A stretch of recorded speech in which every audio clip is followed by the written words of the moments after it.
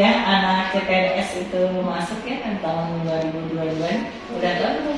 Yang pengumuman baru lulus ya Bu? Iya. Iya, belum tahu ya, belum masuk, cuma udah tahu lulusnya aja ya. Terus tahu nggak tuh apa sih manajemen ASN itu? Oh, manajemen ASN ya Bu. Manajemen ASN itu adalah pengelolaan ASN dalam rangka mewujudkan ASN yang profesional, memiliki nilai dasar, etika profesi, bebas dari intervensi politik, bebas dari korupsi, kolusi, dan nepotisme. Nah, mekanisme manajemen ini menekankan pada peraturan etika profesi, diharapkan dapat mewujudkan ASN yang unggul dan selaras dalam perkembangan zaman. Terus juga kita tuh sering dengar tuh ada istilah P3K. Apakah P3K itu sama nggak dengan ASN? Nah, ASN itu sendiri sebenarnya P3K itu adalah ASN. Nah, ASN itu terbagi atas dua. Yang pertama ada pegawai negeri sipil, yang kedua ada P3K. P3K atau kepanjangan dari pegawai pemerintah dengan perjanjian kerja. Jadi mereka kontrak, tidak seperti PNS. Oh gitu. ASN di pemerintahan itu kedudukannya gimana ya? Oh, ASN ya, ASN tuh di pemerintah itu berkedudukan sebagai aparatur negara yang menjalankan kebijakan yang telah ditetapkan oleh pimpinan instansi pemerintah yang bebas dari segala pengaruh intervensi politik dan golongan. Terus kewajibannya apa tuh ASN? Nah, untuk menjalankan kedudukan yang tadi itu, ASN itu harus memiliki fungsi sebagai pelaksana kebijakan publik, pelayan publik, dan juga sebagai perekat pemersatu bangsa. Dan dari situ tuh ASN itu berkewajiban melaksanakan tugas dan kewajibannya agar dapat meningkatkan produktivitas. Sistem apa yang sekarang diterapkan dalam pengelolaan ASN itu? Nah, sistem yang digunakan dalam pengelolaan ASN sekarang adalah sistem merit.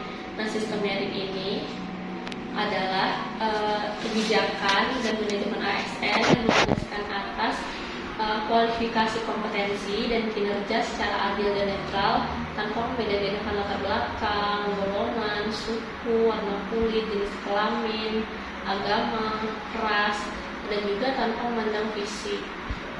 Kalau gitu tujuan sistem merit itu apa? Nah, tujuan sistem merit ini untuk mencapai tujuan dan sasaran organisasi ini.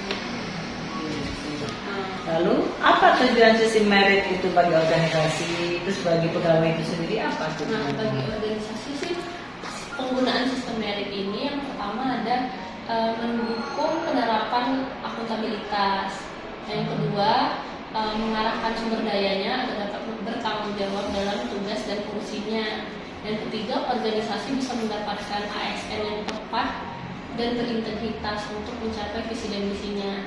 Nah, bagi pegawai itu sendiri, bagi ASN sendiri itu dengan sistem ini mereka bisa memiliki keadilan dan ruang keterbukaan untuk perkembangan karirnya.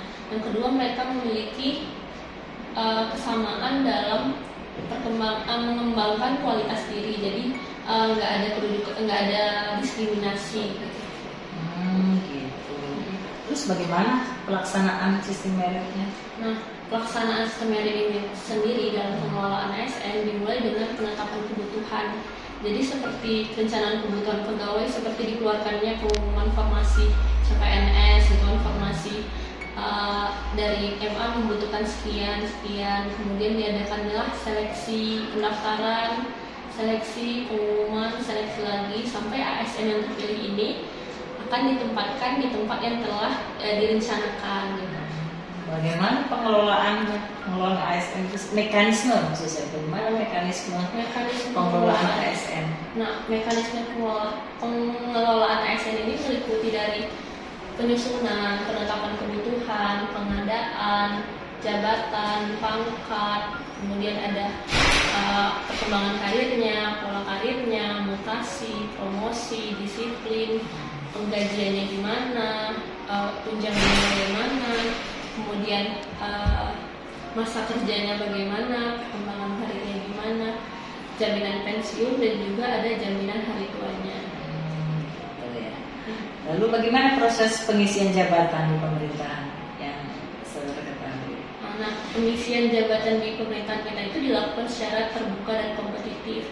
Jadi dilakukan dengan syarat dan ketentuan. Jadi ada kualifikasi tertentu berdasarkan pangkatannya bagaimana, ada rekam jejaknya juga kita cek lagi berdasarkan pelatihan dan pendidikan yang telah diikuti bagaimana, dan syarat-syarat lain sesuai dengan ketentuan yang berlaku.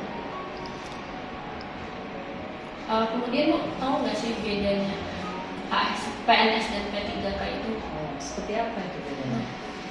Bedanya itu kalau P3K mereka tuh dikontrak biasanya ada masa berlakunya misalnya 5 tahun. Nah, ada pemberhentian perjanjian kerja tadi. Kalau kita kan ada pensiun. Nah, kita ada jaminan hari tua, uang pensiun juga ada. Nah, P3K ini nggak ada. Oh, itu Jadi beda. sebatas pemberhentian perjanjian kerja tadi. Saya paham sekali. Nah, pegawai ASN di Indonesia ini juga terhimpun dalam wadah korps profesi ASN.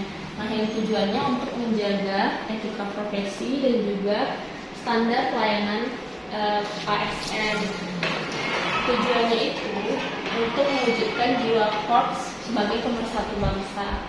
Jadi dia untuk menjaga kode etik dan standar pelayanan. Jadi kita berkumpul di satu wadah dinamakan korps. Saya sudah mengerti, malah diberi penjelasan sama